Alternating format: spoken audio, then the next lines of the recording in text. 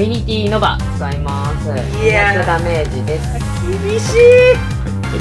サンダーに基本エネルギー3枚つけます。この盤面を打開できるカード来い。いや負けた。無理です。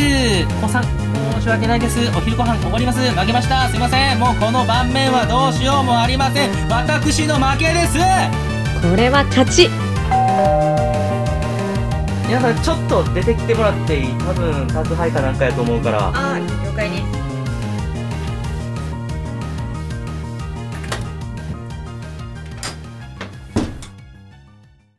もういいよ。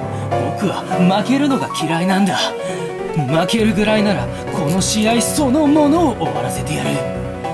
このモンスターボールクッションと僕のビリリ玉を交代して大爆発をするんだ。これがいいですか。わかりました。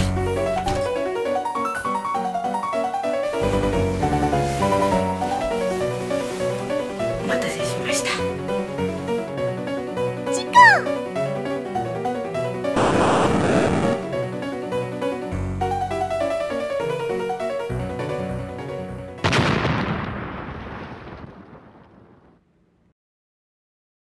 この勝負無効でーす。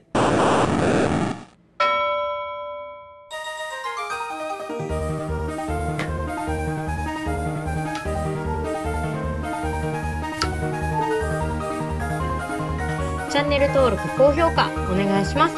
ポケカチャンネルの YTV のチェックもよろしく。ホイップシュガーもよろしく。